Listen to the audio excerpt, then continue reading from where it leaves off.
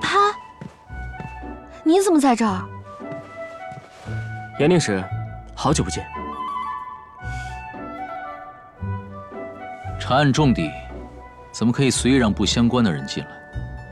大哥令误会了，此位乃是民间第一神探潘池潘郎君，此行也是协助下官前来查案的，并非是不相关之人。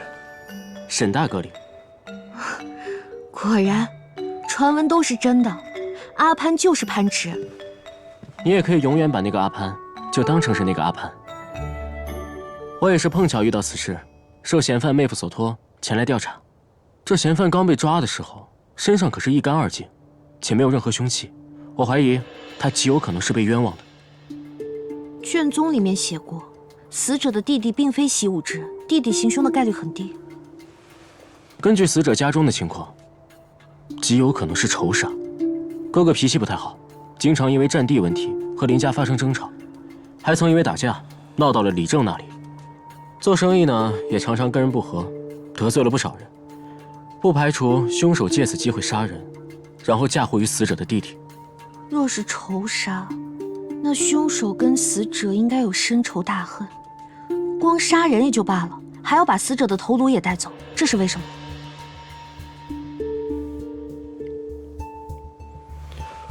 抛开作案动机不说，二位可能推断出是什么凶器所致。莫刺史不要着急，带我们细细检查一下。今日就到这儿吧，我饿了。啊？莫刺史，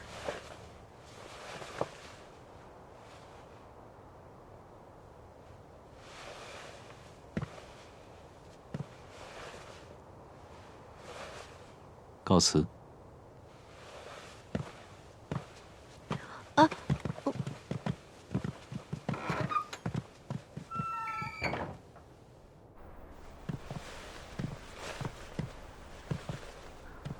你不是说先查案吗？怎么突然就饿了？再说了，我们现在不是在相案，你怎么就……反正此刻我就是饿了。你不是说要给我做药膳吗？哪儿呢？做药膳？你确定要用这双手？怎么了？这可是刚刚验过尸的手，用这双手做出的药膳，你确定你能吃得下？吃得下。你等着。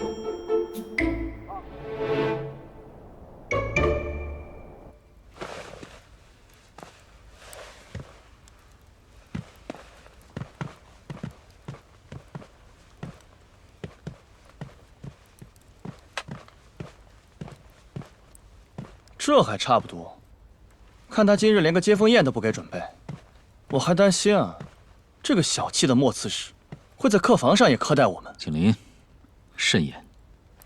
莫刺史勤政爱民，是百姓口中不可多得的好官。一个接风宴而已，能真正为百姓做事，才是最重要的。我去看了，他们这儿的厨房不错，夫人一回来就去给您炖药膳了。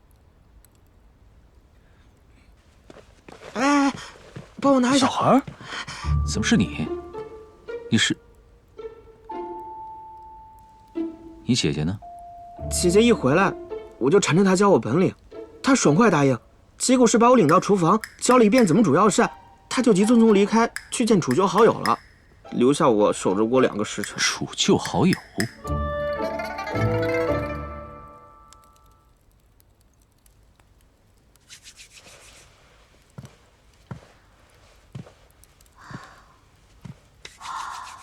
瀛州少年燕原野，狐裘蒙茸列城下。暗号对了，可怎么是男生？不对，这声音还很熟悉。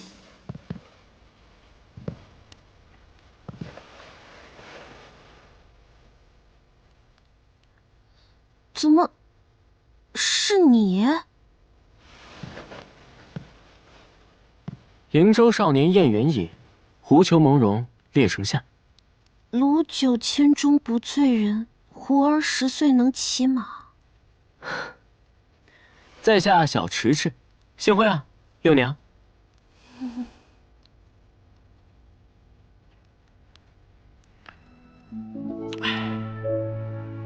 小迟迟，小迟迟，你明明是郎君，为什么要骗我说是江南小娘子呢？其实也不是我想骗你，只是你这第一次回信的时候就叫我小娘子了。那谁让你用的是女子的花剑？那剑上又香气扑鼻的，还夹带着花瓣。郎君，你说帮我新曲作词，这都1月有余了，什么时候给我写啊？写。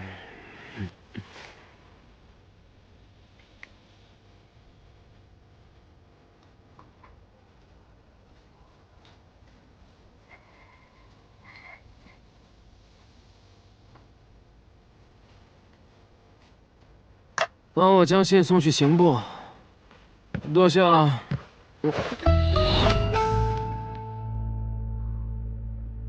吴主事。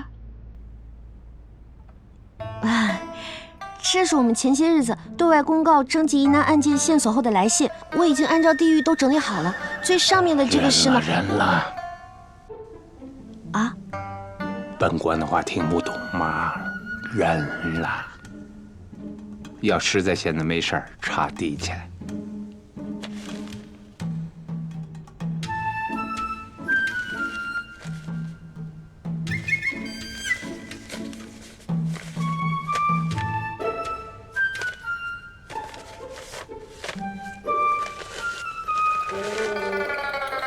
刑部一案知我见，我只当是哪家江南的闺秀和我一样喜欢探案分析，这才有了第一封回信。这小迟迟其实是我随手起的名，这花是别人借给我的。那我叫错了，你为什么后来回信不纠正我啊？其实我是这么想的，既然我们是笔友，那无论我是小郎君也好，或是小娘子也罢，也不影响我们以笔会友，谈天说地，交流案情，不是吗？也对。你这么说来，倒是更畅快。对了，我也不知道你喜欢什么，我就特地去寻了一本《西域奇迹录》的孤本。这本书中记录了西域独有的工具以及技法，你看看，你喜不喜欢？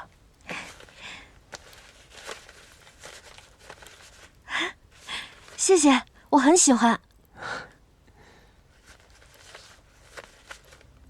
哎，等等，就是这页，你仔细观察一下这页的弯刀。今日你走之后，我又观察了一下，这无头尸的伤口，从伤口的角度以及平整度来看，应该不是直刃所致，而是曲刃。所以根据我的判断，这作案凶器应该是一把削铁如泥的特制弯刀。这种弯刀，我在西城的边境见过。这页纸上的弯刀，只有刃口与死者颈部的刃口有微小的差别，构造近乎相似。所以究竟是不是这把，还有待我们继续勘察。西域弯刀，怪不得我今日苦思冥想，也没能想到用的是什么凶器，原来是我从未见过的凶器。看来我真得好好读一下这本书了，多认识一些西域兵器，也许还能在这里面找到线索。我这次来甘南道，除了查案，还有件更重要的事。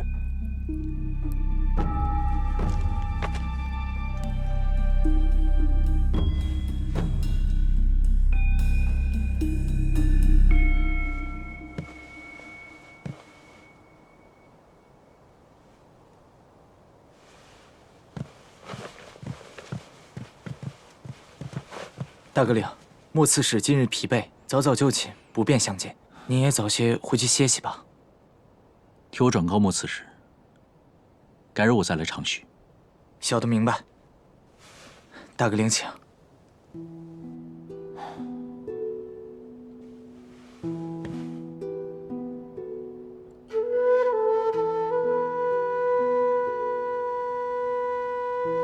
如梦如现，忽零落。木匣何处，履凭空。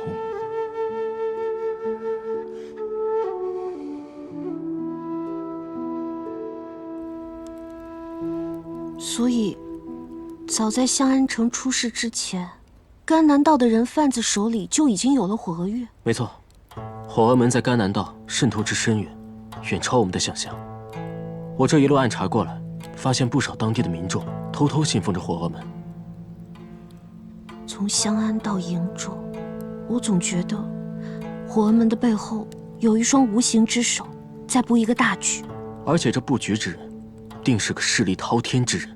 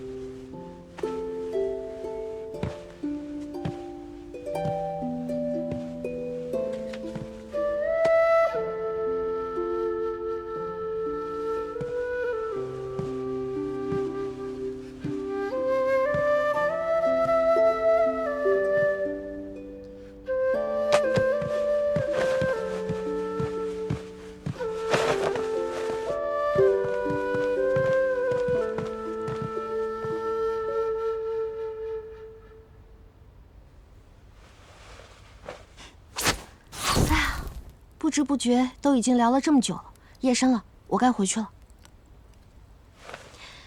那我们下次再聊。我的礼物呢？你不会没准备吧？准备倒是准备了，但是吧，不太适合你，你肯定不喜欢。下一次我给你买一个更新的。你都没给我看一眼，你又怎知我喜不喜欢呢？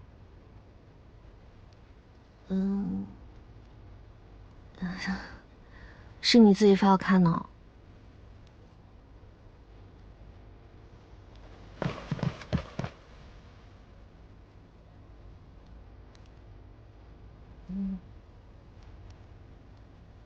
好了，你看到了，死心了吧？哪有送别人的礼物收回去的道理？再说了，我很喜欢，我刚好就差一个发簪。这样，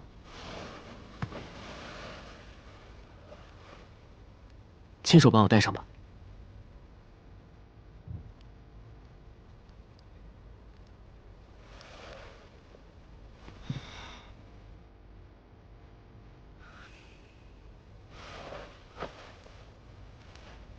如何？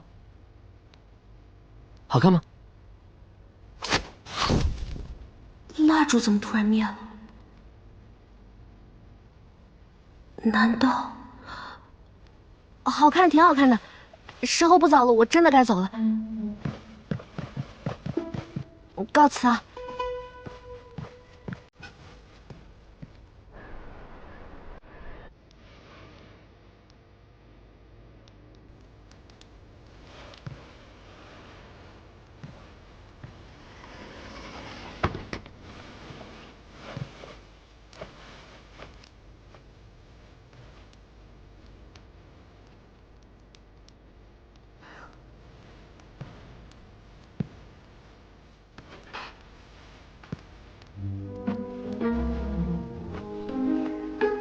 这么晚了，是打算为我守夜吗？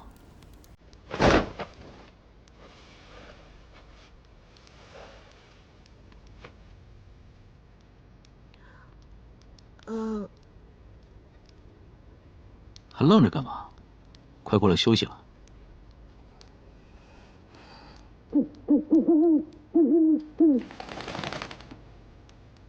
算了，又不是没在一张床上睡过，入得了风寒，那才是自讨苦吃。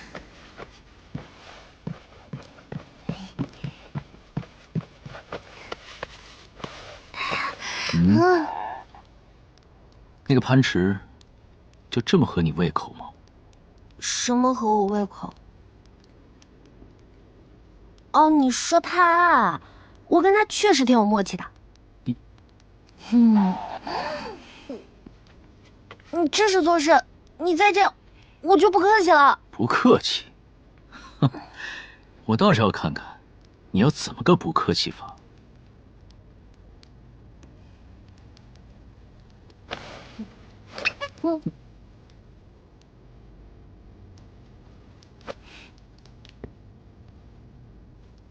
沈舵，你大半夜不睡觉，发什么疯呢？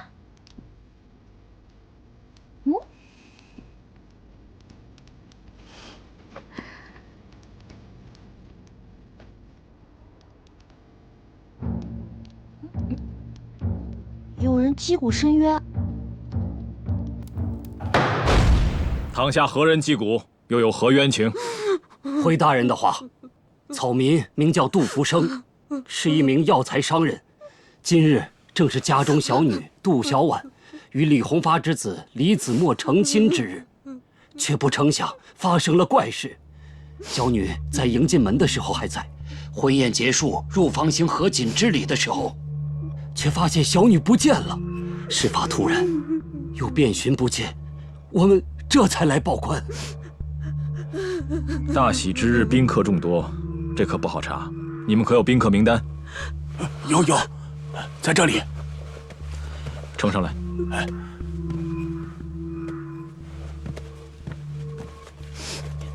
你们两家的婚事可是你情我愿？自然是。我与小婉本就门当户对，互相爱慕，可谁会知发生这样的事？求莫刺史大人，定要找到小婉。来人，带人去两家查看，尤其是李家，要仔细勘察，看看有没有什么留下的痕迹，着重看一看各处门禁的出入。是。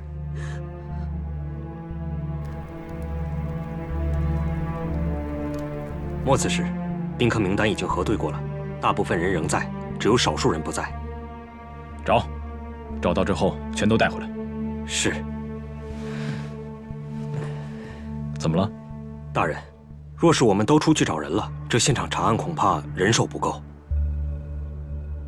莫刺史，若人手不足，我的内卫可以帮忙。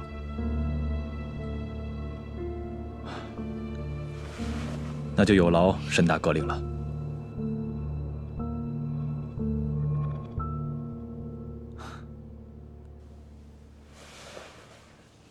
景林。是。去吧。是。你们跟我走，你们也跟我走。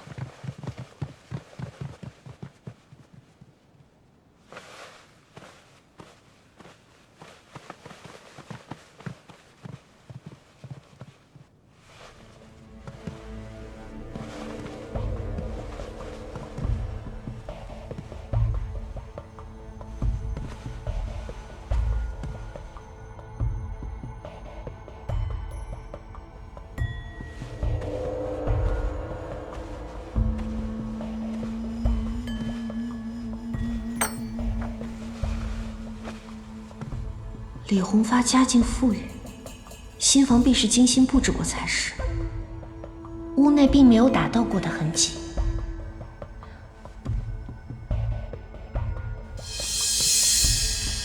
看来新房中发生过什么，气愤之余，有人抓坏了这里。明明是办喜事，这里却处处透露着古怪。更何况，这个门框一看都是翻新过，但居然有掉漆的痕迹，这一定有问题。我也是这样想的。对了，你那边有什么发现吗？我途经客厅，还路过了超廊角厅和假山，可这一路上却没有任何发现。那就对了。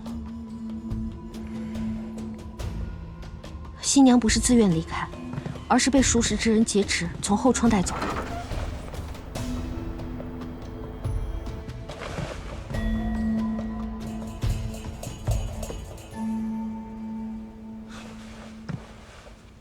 眼下有这么要紧的案子，二位还有心情在这里闲聊？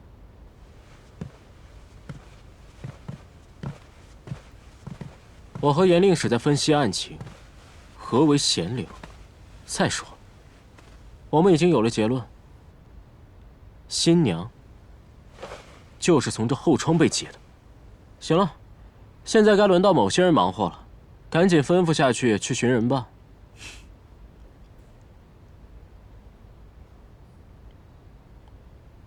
那好，请潘郎君领路，和我的内卫一同追击嫌犯。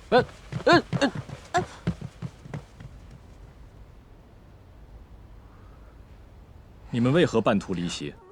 家中下人来报，孩子病了，我那口子也不会看孩子呀。这当时天色都这么晚了，难不成还要折腾到天明去啊？刺史大人，这件事情您可千万别跟我夫人说呀，我也是过来看看我那外室。那当时婚礼上有没有发生什么奇怪的事情？没有呀，除了那个徐几泽做的出色点以外，我倒没看出有什么其他不同的。哎呀，这徐几泽也真是难为他了。兵相这一行本就不太好干，瀛州从事的极少。不过我听说，他也是无人引荐，招考无门，这才去做的兵相。请吧，各位。啊，那个徐几泽呢？他怎么不在？回大人，没找到。没找到？如此看来，徐几则是唯一一个提前离席，且能近距离接触新娘的人。严令史，你觉得凶犯会不会是徐几泽的？现在我也无法回答你这个问题。案子未破之前，在场的每一个人都有嫌疑，而他此刻不在现场，只能代表他的嫌疑更深一重。最终还是要物证人证才行。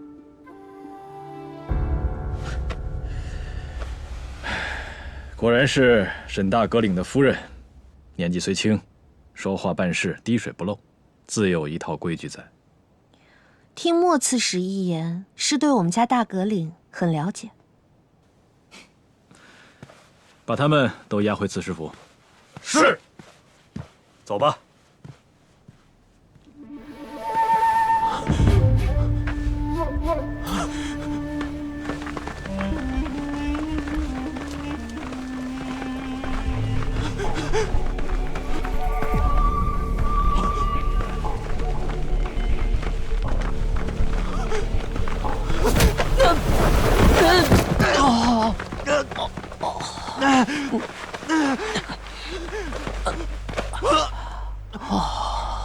求你们不要杀我！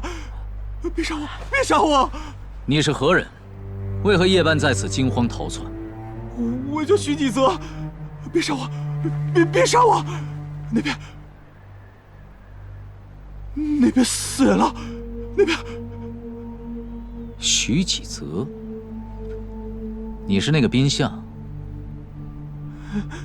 把人交给莫刺史。哦，好你个沈度啊！把一介平民丢出去拦路，这就是内卫府的作风吗？内卫府的作风，是杀人如麻的机器，还是夜指小儿啼哭的瘟神？潘郎君想要的是哪一种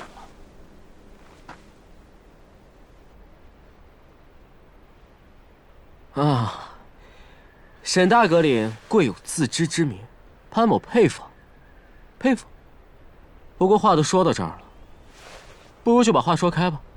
你这处处针对我，处处看我不顺眼，既然如此，你干嘛非得拉着我一起追凶呢？潘郎君也有自知之明，自知碍了我的眼，为何还频频出现？我那是破案需求，迫不得已。破案需求，见我到场，便得寸进尺，也是迫不得已。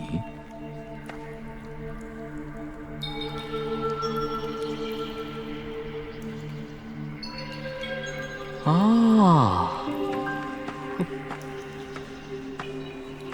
救命啊！怎么没声了？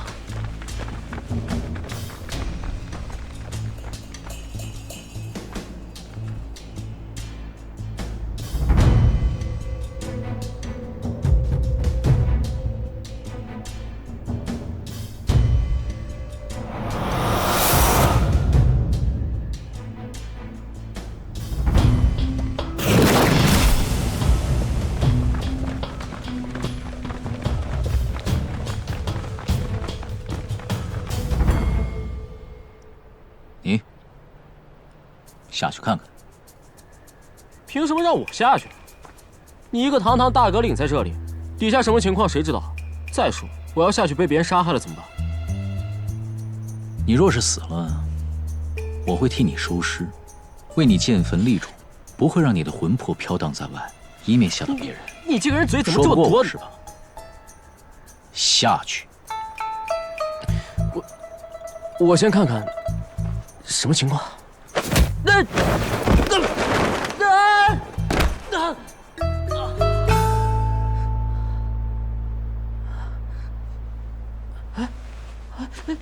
你是？别怕，我来救你上去。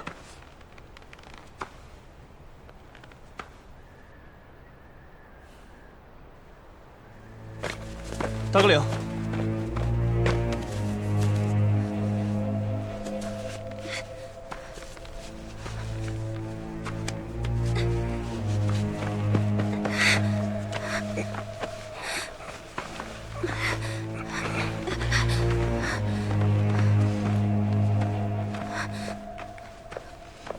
你就是今天那位新娘？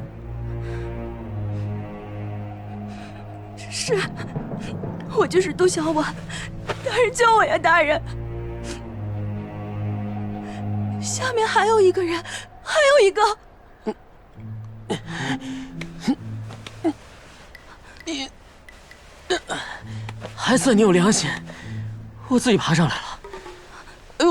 我的腰，亏你还是个大阁领，你到底懂不懂江湖道义？一次又一次陷害我。不是你，还有一个死人。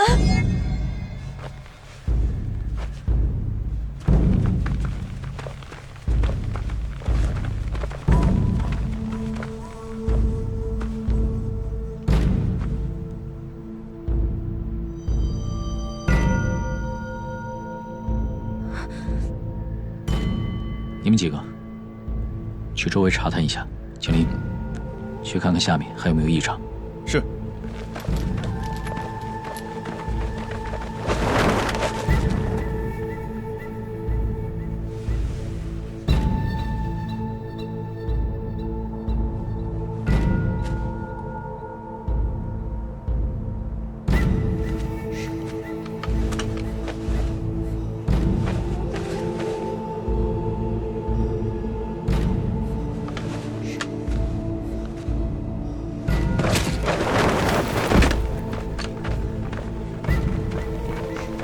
报告大阁领，下面没有异常。大阁领，周围都检查过了，并无异常。这一路上，我们都看见了那个神情紧张的宾相嫌犯，你为何还要反复勘察？你就这么笃定这个人不是凶手？我不能确定那个人是不是凶手，但我的直觉告诉我，这件事情没有我们看到的那么简单。在下算是开了眼界了，这堂堂大阁领破案，靠的就是个天赋异禀的直觉。大阁领，还要继续查吗？撤吧。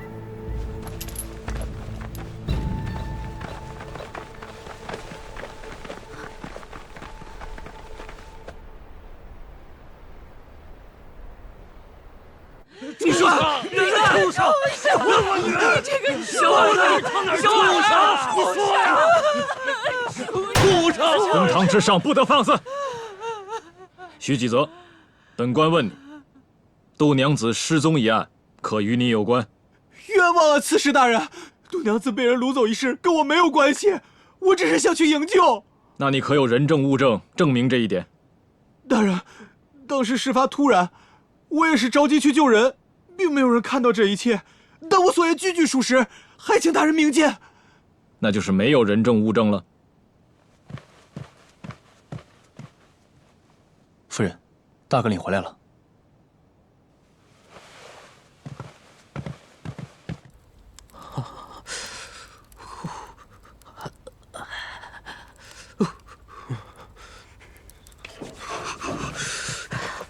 你们可算回来了，可有什么发现？新娘找到了，还带回了一具尸体。死人了，那你怎么样？有没有受伤？我岂是别人可以随随便便伤到的人？夫人不必忧心。你又怎么了？怎么手上都是伤，身上还有泥啊？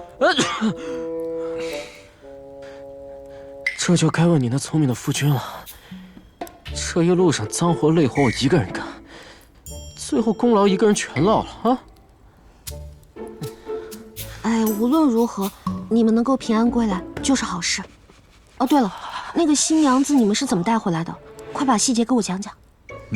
先是在半路上遇到了惊慌逃窜的嫌疑人，然后发现了被困在窖井中的新娘。这窖井之中除了新娘之外，还有一具尸体，所以就一并带回来了。你所说的那个嫌疑人，便是之前那位带回来的那个徐几泽吗？正是婚礼那个宾相。你们离开之后，我也对赴宴的宾客进行了调查，他们口中的徐几泽，那可是大好人一个，明面上他也并没有作案的动机。他是不是凶手，还有待查明。哎，对了，在井底下的时候，我还记得有一个麻袋，那个麻袋应该是用来掳走新娘用的吧？这么重要的证据，刚才为什么不说？我又不是你的下属，干嘛什么事都向你报备啊？哼！哎，好了，你们快去换身衣服吧，我在大堂等你们。这是瀛州府衙的事，理应由莫刺史自行决断，我便不去堂前了。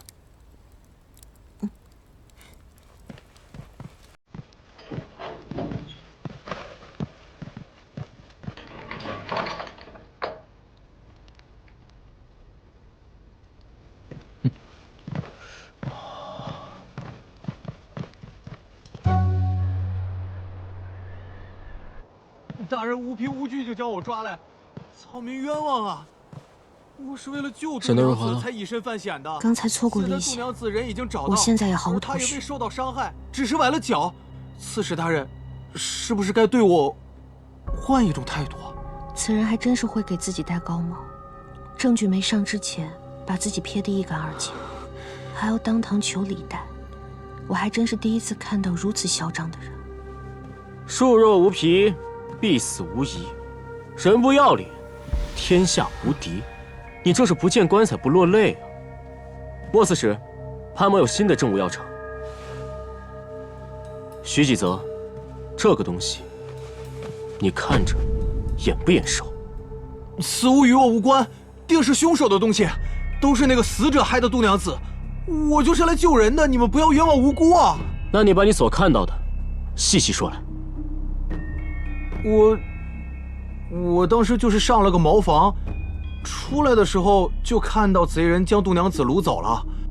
当时事发突然，我也没来得及通知其他人，又挂念杜娘子的安危，就独自前往营救了。你这无凭无据，怎能让人相信？天知地知，我所说的句句属实，还请各位大人明察。我来帮你说吧。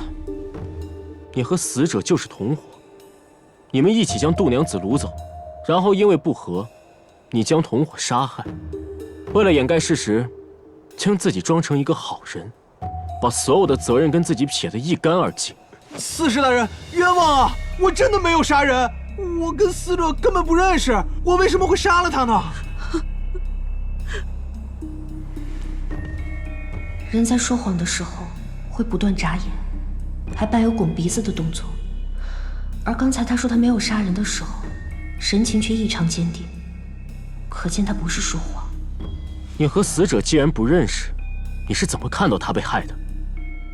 我也没有亲眼看到死者被杀，我过去的时候人已经死了。按你说，你看到有人将杜娘子掳走，这个人可有什么特征？当时光线不是很亮，我也没看清楚。不过以死者的身高和神态来看，应该就是掳走杜娘子的那个人。只是从身高和神态来判断，难道就没有注意到其他什么特征吗？事发突然，我也没多留意其他的。大人，杜小婉到。婉儿，我的婉儿啊！没事吧？孩子，好了。杜小婉，你是当事人，将今日发生之事一一道来。小婉，我们已经拜过天地，你就是我李子墨的妻子。我李子墨在此对天发誓，绝对不会因为今日之事心存芥蒂。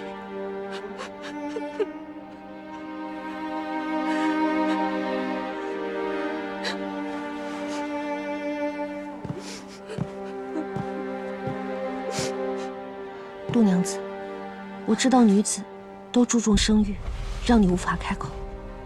但你可有想过，如果不将凶手绳之以法，以后还会有更多小娘子难逃魔掌，她们也未必都如你一样有获救的机会。夫人，我们合力帮助刺史抓到凶手，可好？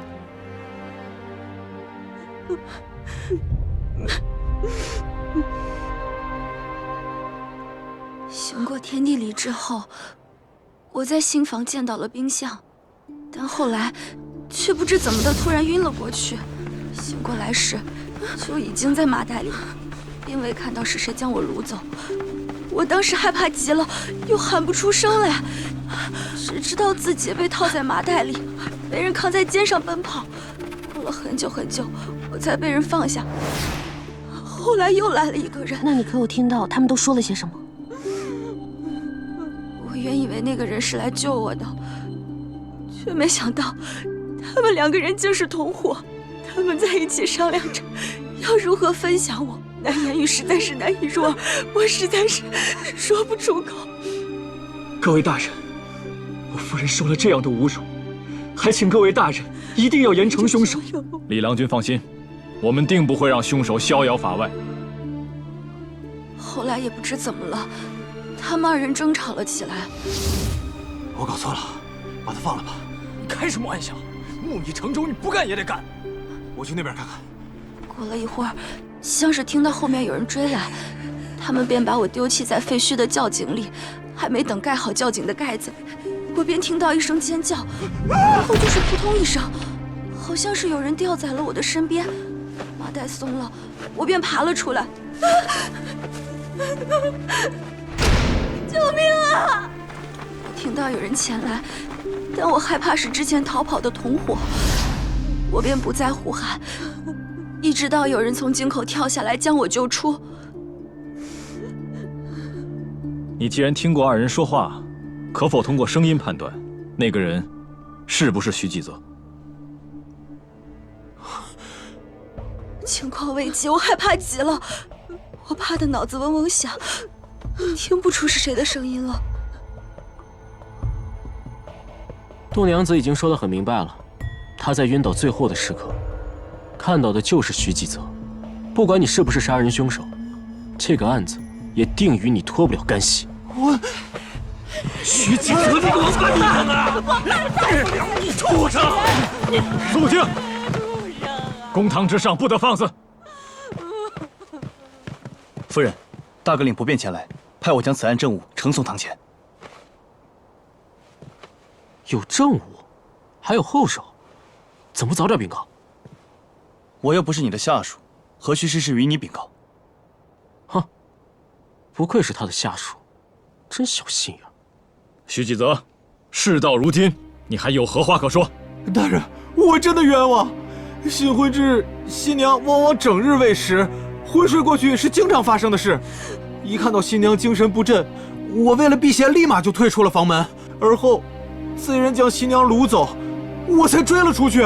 还在狡辩？那你追出去之后呢？看到了什么？说。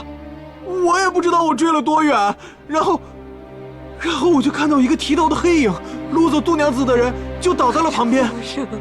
我一见书生手无缚鸡之力，万万不敢上前对抗，我便掉头就跑，直到我遇到了各位大人，才保住了一条小命。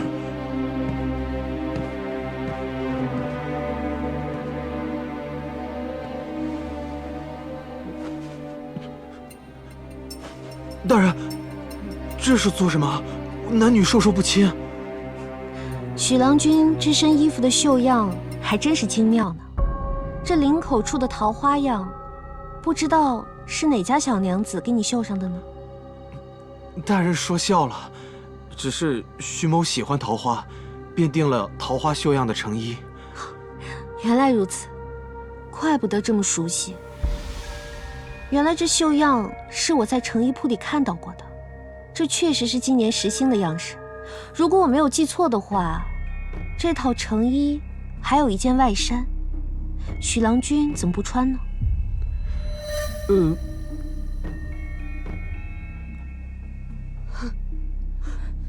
许是今晚忙忘了，我也忘记遗留在何处了。今夜许郎君确实忙乱，忙乱中难免出错嘛。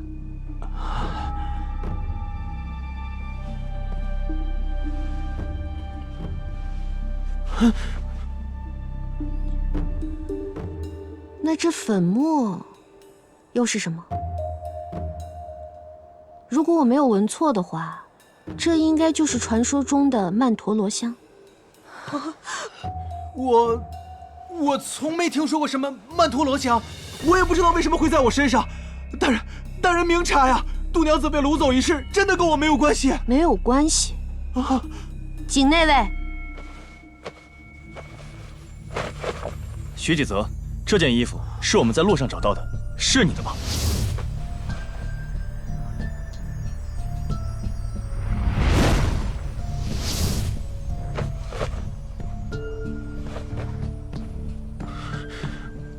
你是想说这件外衫不是你的？你在逃跑的过程中，慌乱将自己的外衫扔掉，却不知道外衫领口上的银线勾住了你的内衫。你更忘了，你外衫的内袋里还留着你的曼陀罗香粉，而这迷魂香也残留在了你的内衫上。徐几泽，你用迷香迷倒新娘是惯犯，你就是这绑架案的主谋，还杀害了自己的同伙。不是这样的，我没有杀人，我真的没有杀人。大人，我是用了迷香，我贪恋新娘的美色，但是大人，我真的没有杀人啊！如此厚颜无耻之徒，嘴里没有一句实话。严令史，无需跟他多言。来人，上加棍。是。莫刺史，还容我。不要！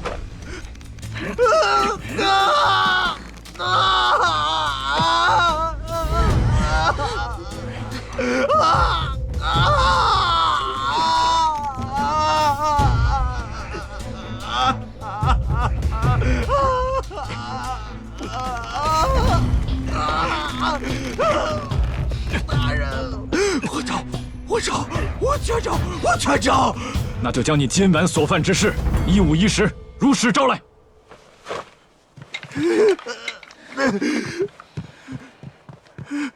我自前迂腐，违心，受处自有一夜如玉。可是做了边相以后啊，我突然发现，美人不用读书也能拥有。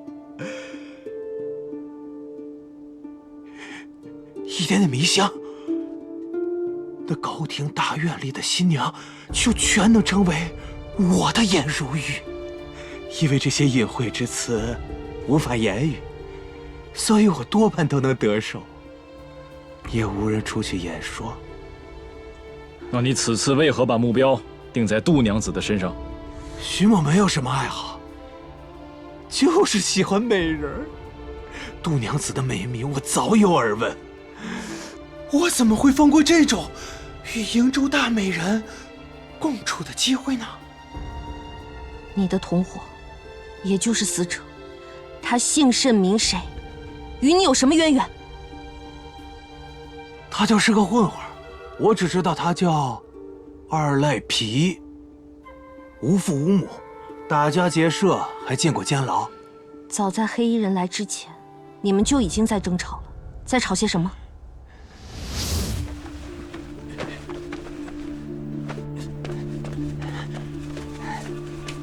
我决定终止犯案，把度娘子送回去。不行，我搞错了，把她放了吧。你开什么玩笑？木已成仇，你不干也得干。我说我搞错了，把她放了。你。谁知远处突然传来声响，我去那边看看。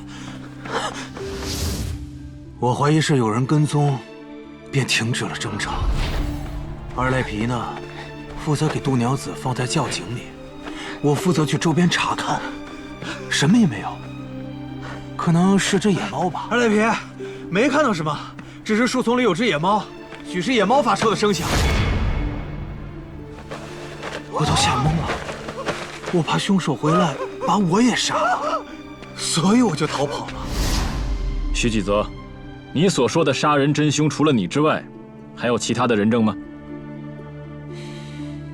既然没有，你如何证明你们不是一言不合，内讧自相残杀？若是我跟二赖皮打斗，他必定占尽上风。我有什么能力能杀死他呢？大人，明察呀！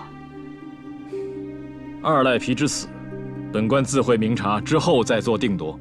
度娘子一案证据确凿，来人，将犯人徐纪泽收押。是。走。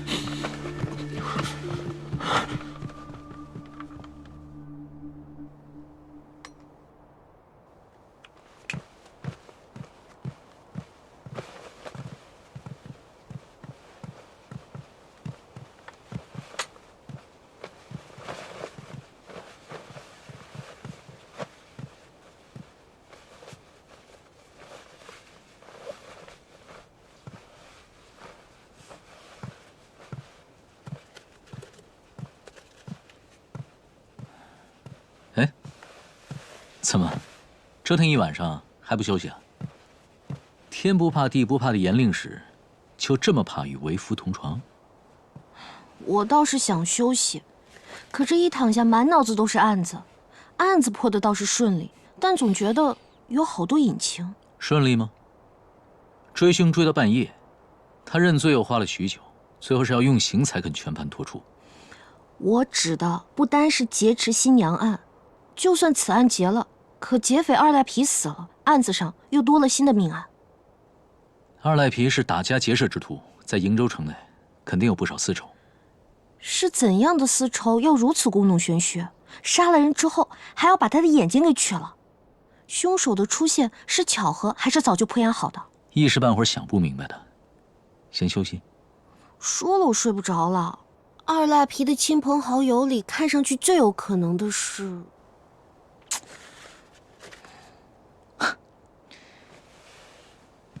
既然这么有精神，不如干点别的事。你要干什么？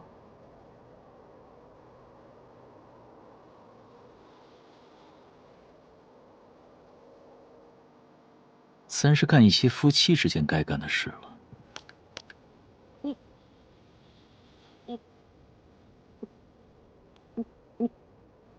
你疯了吧？世人叫我白无常，说我一言九鼎，言出必行。怎么到了夫人这儿，为夫就成了疯子了？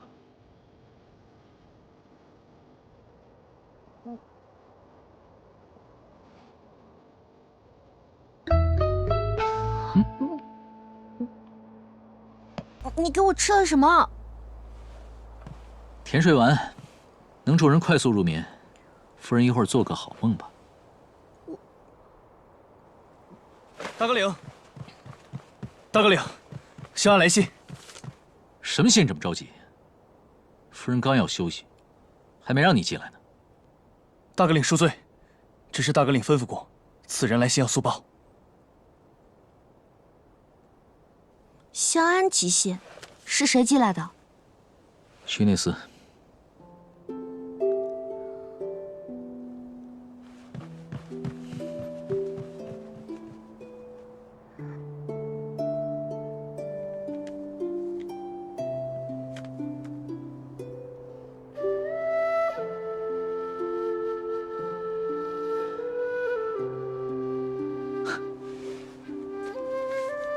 没什么好稀奇的，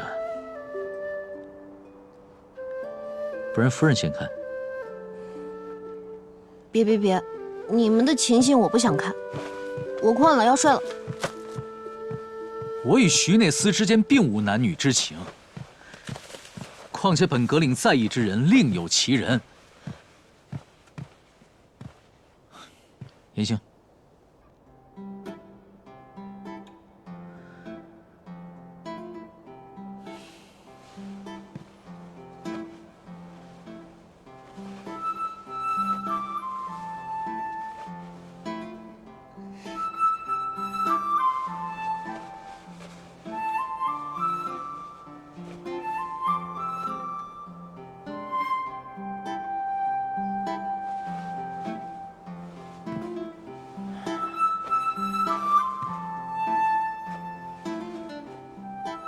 这药效来的可真是时候啊！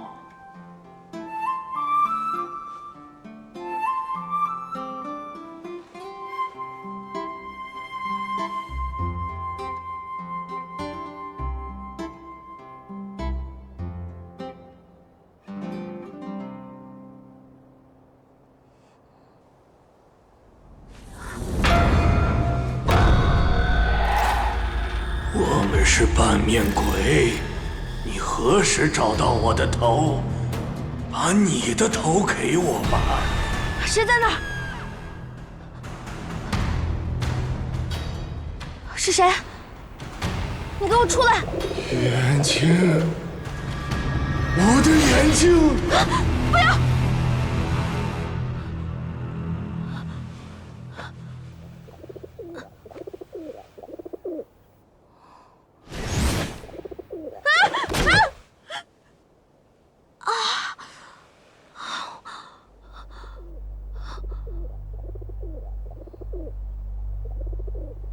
这是红羽辉歌，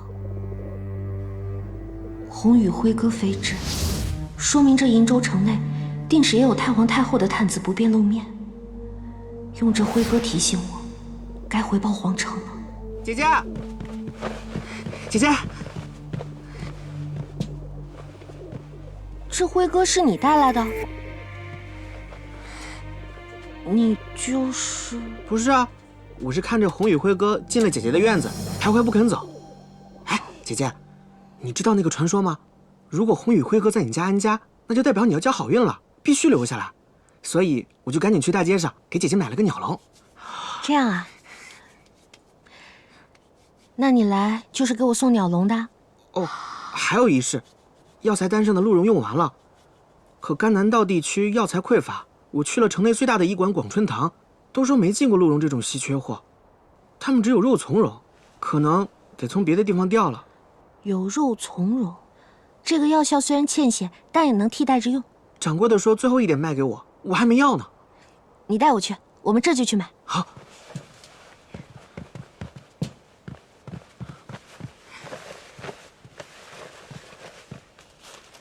走走。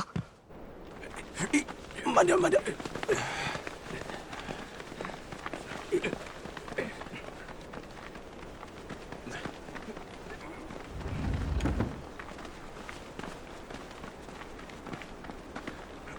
这大医馆的生意果然好，连熬药的罐子都得定制这么大了。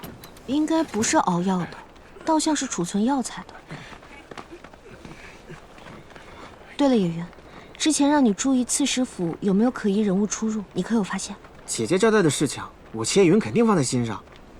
可疑人物暂时没有发现，但我倒是打听出了一个可疑的地方。听说刺史府有一个偏院，是谁都不许进的。但莫刺史自己却常常去。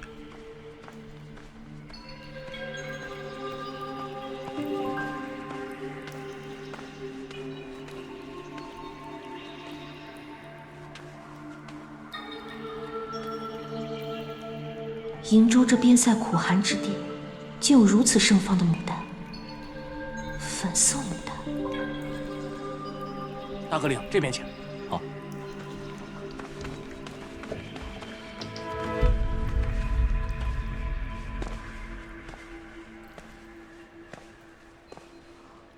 他来这里做什么？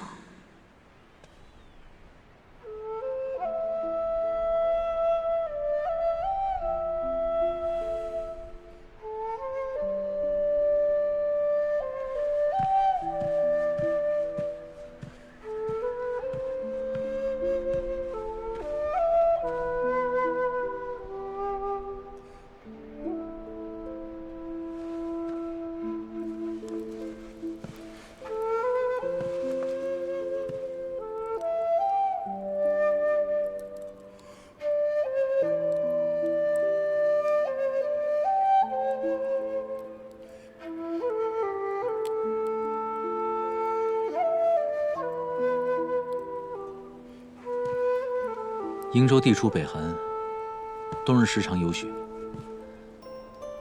能有这样一间暖屋养花，想来是花了不少精力的。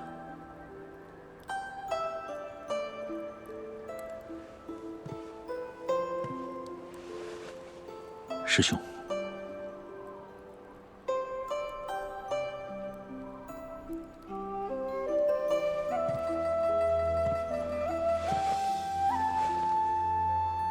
大革领。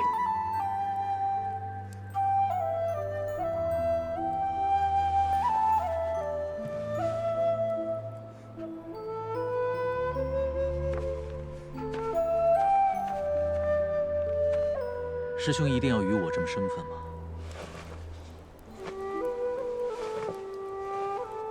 现如今，大革领的身份非同一般，下官领略过官场的水深火热，只想安稳度日，不想再攀上关系，令大革领难做，还望大革领恕罪。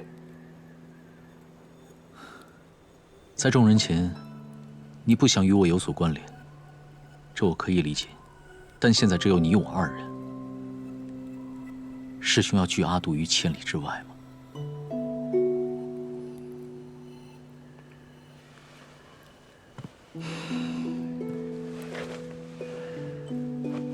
当年，你被冲入醉容所，受尽了苦楚。归根究底，还是官场的是非牵连了你。所以从那时起，我便不想你与官场再有任何的关联。可未曾想啊，你天赋异禀。兜兜转转，还是入了太皇太后的眼。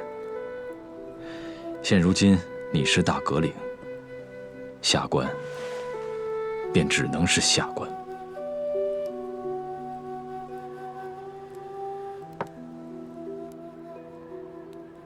我明白了，师兄这是在怪我呀？什么天赋异禀，什么入了太皇太后的眼？神父救人，家父救友，谁人不知，谁人不晓？我沈都靠的是卖夫求荣，逼死了生身母亲，才脱得罪己。我检举罪臣沈秉烛之子沈度，检举我父。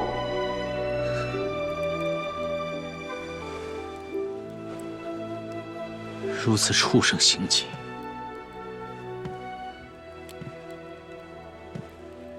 人人皆可鄙夷之，特别是师兄你。师兄你一定很后悔吧？当年在御阶之上，一路贵行至皇宫，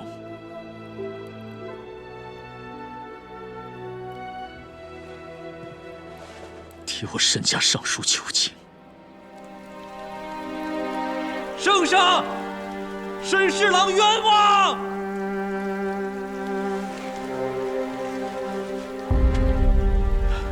圣上，沈家妇孺何故？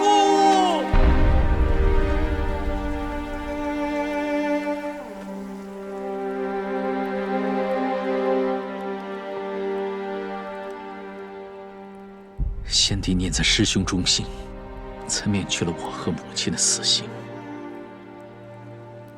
而我才得以入了醉容所。此事不必挂怀。我家道中落，幸得老师收留。他对我们墨家恩重如山，待我更是犹如半子。御前喊冤，乃是我分内之事，若是不管不顾，那才是不忠不义。师兄舍弃了大好前途，被发配边塞，升迁无望，只换得我这么个不忠不义不孝之徒，苟且偷生，用父亲生育去换自己的大好仕途。师兄，若早知有今日，你可曾后悔？回首过去，我有过许多后悔之事，但唯独救你，从未。你当日所做，乃是无奈之举。老师在天之灵也定会谅解。所谓师母，大怒之下逐你出家门，不过是为了给那些小人看的障眼法而已，为的是保全他唯一的儿子。师兄，当真不怪我。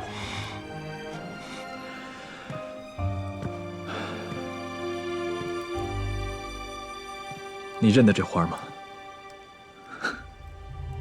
认得，是秀秀最爱的童子面。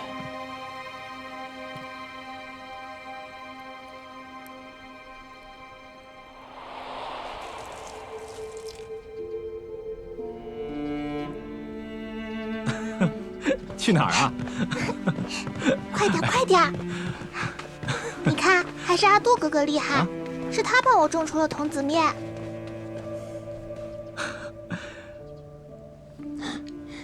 阿杜，莫秀秀就快被你给宠坏了。这童子面，数十朵牡丹里都未必能种出一朵。别的小娘子头上别朵牡丹就了不得了，就你，还非要别童子面。怎么啦？我就爱童子面。阿杜哥哥，我头上这朵过几日便要谢了，到时你记得剪只最好的给我。放心，我已看好了一只，过几日正好剪给你。秀秀走了之后，我为她搭了这满是牡丹的小院儿，才知道，当年你为了种出那童子面，有多么的不容易。阿朵，我怎么会怪你呢？我只会庆幸，庆幸你可以审时度势，好好的活下来。这世上，才能多一个像我这般爱惜秀秀、记得秀秀的人。世事无常，我也没有想到，当年在皇城一别，竟然是我与秀秀的永别。秀秀如果还活着，应当也是杜娘子的年纪了。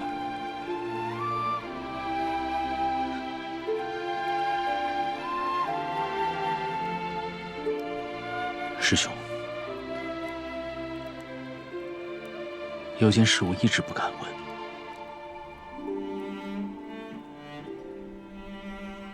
秀秀是怎么死的？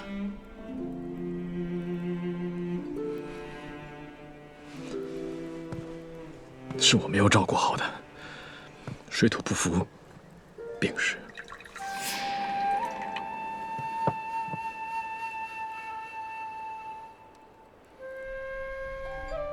秀秀，我想起来了，那藤编小珠和信笺是莫秀秀送她的礼物，她才保存了这么久。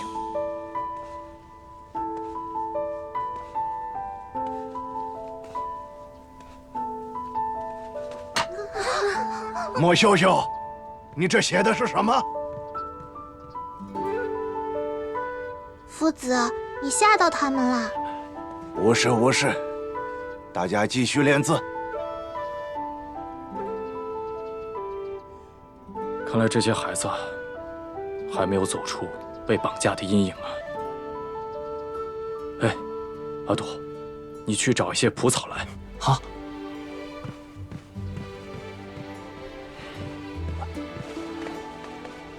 夫子，老爷，今日的课业就上到这儿吧。是。孩子们，一会儿啊，我要用蒲草教你们编小动物，好不好？好。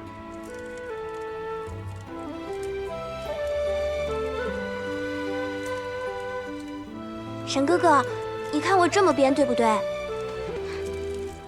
哥哥，你帮我起个头嘛。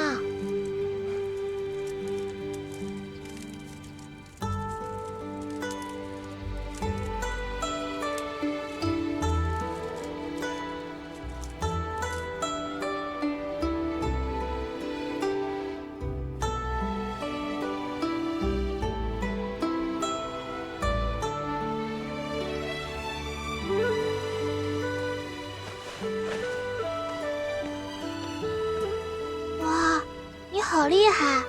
我也想编个给阿杜哥哥当生辰礼物，能不能和我换一下？好，你拿去吧。谢谢。你叫什么名字？你就叫我六娘好了。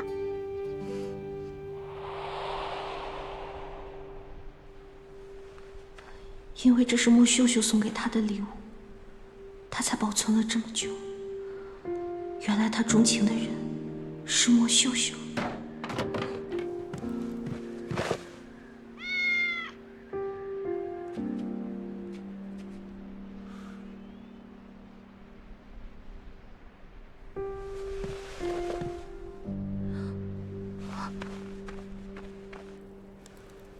你今日定要与我私下相会，究竟所为何事？沈家蒙冤，师兄是知情者。当年我年纪尚幼，很多事情记不分明，还望师兄细细与我说说。大哥领，事情已经过去这么多年了，你现在功成名就，前途无量，莫要在意前尘旧事。师兄这是何意？冲入醉容所之苦，非常人所能忍受。阿杜，既然出来了，不要想着寻仇的事情。阿杜不为寻仇，但身为沈家人，沈家需要一个真相。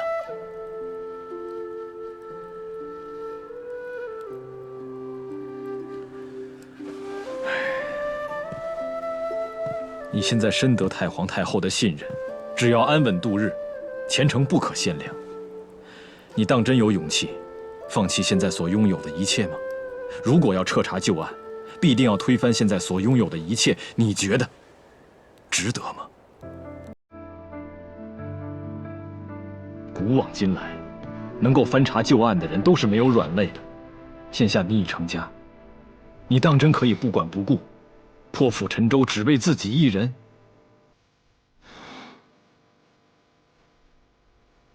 我还是那句话，旧事勿要再提了。大哥领，你要的答案，下官已经给了，还望大哥领三思。在迷雾中漂泊，茫茫烟波，黑暗中摸索。你经过天人花火，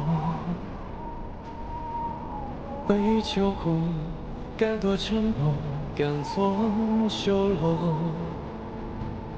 爱扑朔，刺痛了你，也灼伤我。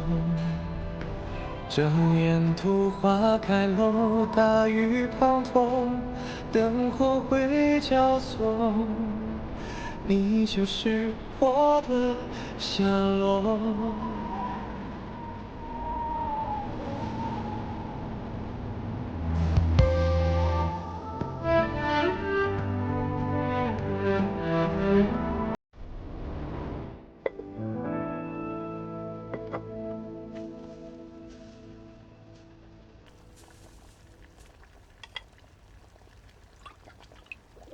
他和莫千之的关系确实很深，但莫千之任谁看，也是两袖清风一城好官。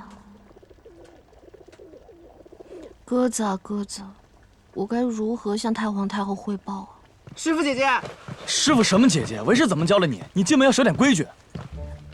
我就是说嘛，我姐姐一大早就来熬药膳了，世间哪有这样的好娘子？谁能配得上？夫人这样的的确世间少有，与我家大阁领那是绝配。一对璧人，切，还一对璧人？不是我说，你家大阁领在外确实威武，可回家就称不上好夫君了吧？哪像我家姐姐啊，出了厅堂是第一女神探，入了厨房也是女德楷模。怎么回了家就算不上好夫君了？闭嘴！你俩有事吗？没事就出去，我想清静点儿。有，谁说我没事？我是想问，这个鹿茸换了肉苁蓉熬出来的怎么样？能用吗？毕竟只是廉价替代品，不行的话。就让景内卫快马加鞭去临县调吧，这可是给他家大阁领熬药膳，他不上心怎么行？你别一口一个我家，你现在也是靠内卫抚养着好吗？没事还请我们训练，我还得被迫收你这么一个不达标的徒弟。景内卫，我要严肃地告知你，我真正想拜的师傅有且只有一个，就是你面前的严姓严令师。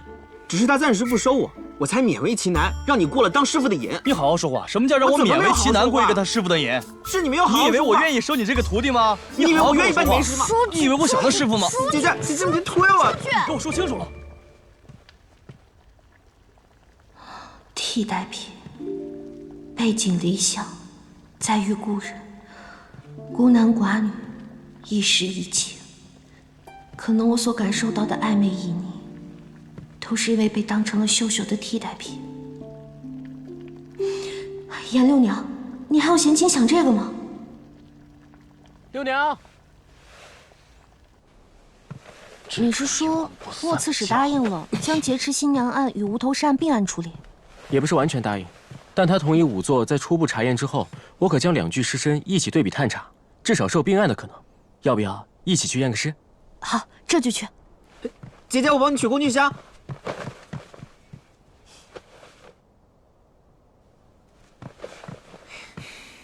姐姐，给。走吧。当心。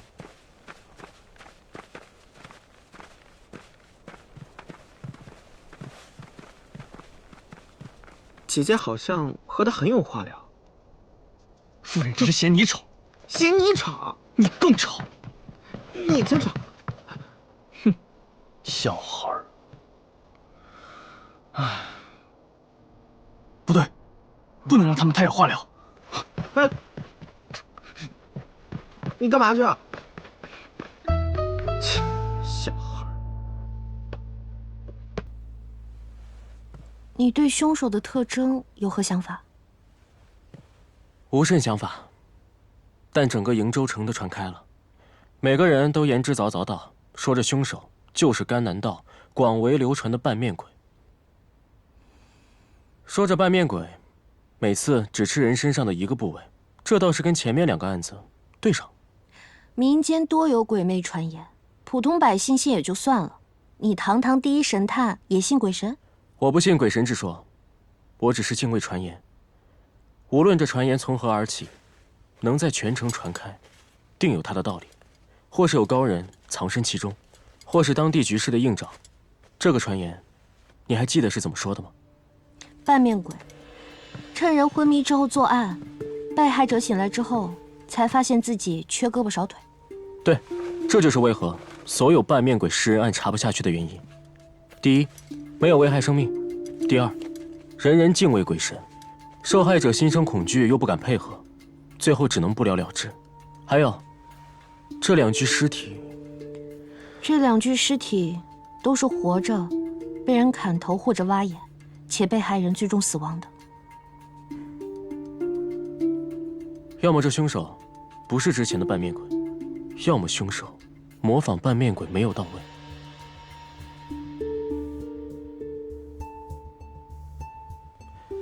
也只有严令师有这胆量，不怕鬼神，敢前来和我一起趟这趟浑水了。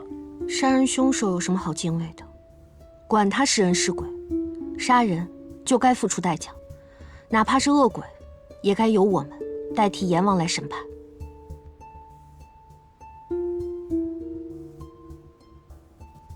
你怎么了？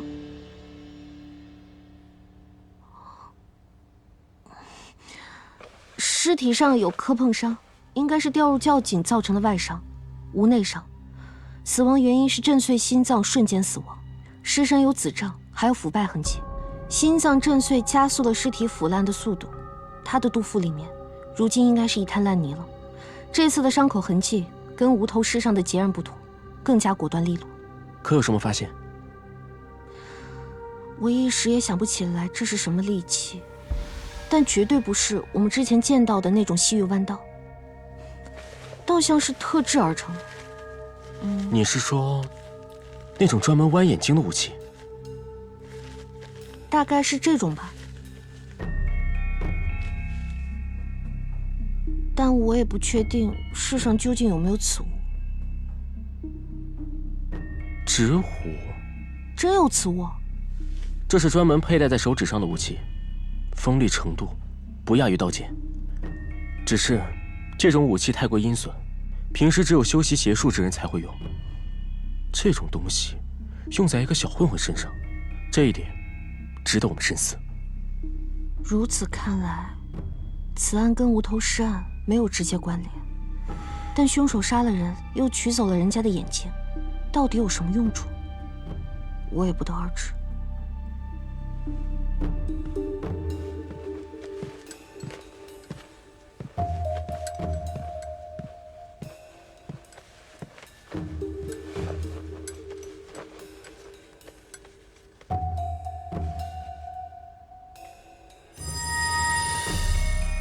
你来看一下这边。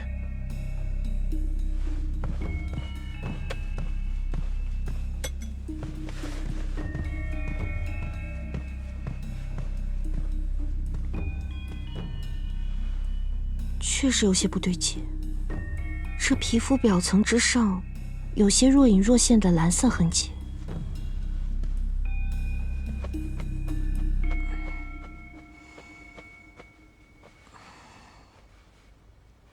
你要是觉得累的话，就回去休息，这里交给我。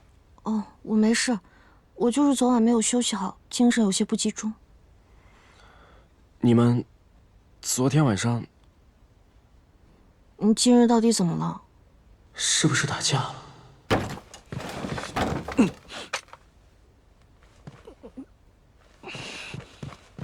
这大阁里看的还真是紧。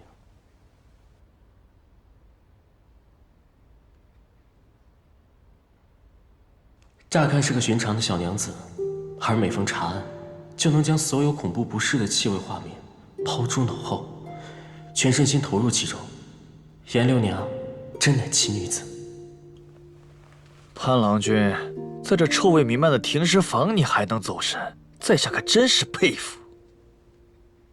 走神？你在想什么？是对这尸身有什么新想法吗？倒也不是。只是从小到大，还从未见过像你这样细心又勇敢的女子，今日一见，实属佩服。你不想说的话可以不用说，倒也不必用这么牵强的借口。哦，对了，我们来之前，尸体可曾被人处理过？据我所知，尸体没有经过其他处理，只是这个伤口上涂了些防腐水。景林，麻烦你取一些防腐水过来。哦。什么？我去吧。你去吧。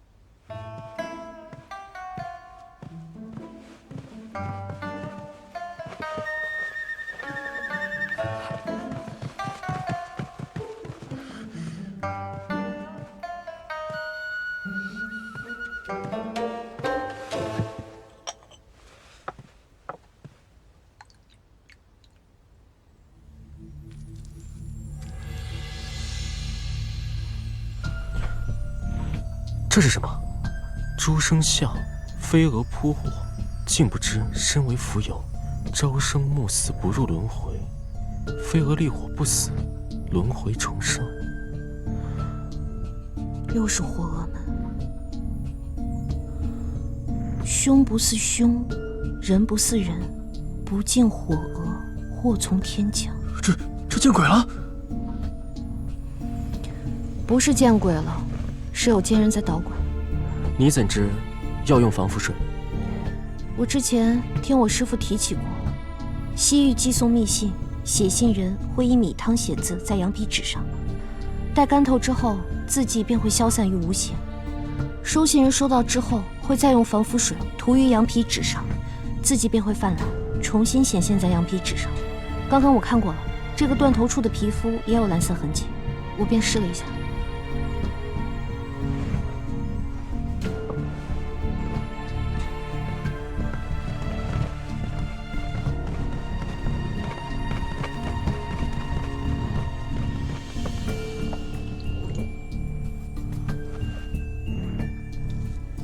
奸淫抢掠，死不足惜；不敬火蛾，祸从天降。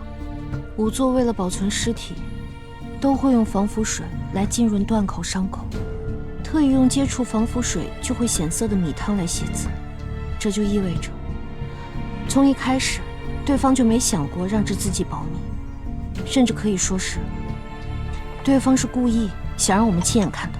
这些人呢，根本就不怕我，把火峨门和半面鬼联系到一起，这罪状就像一纸张扬的炫耀，似乎在告诉我们，火峨门在甘南道地区渗透之深，远超我们的想象。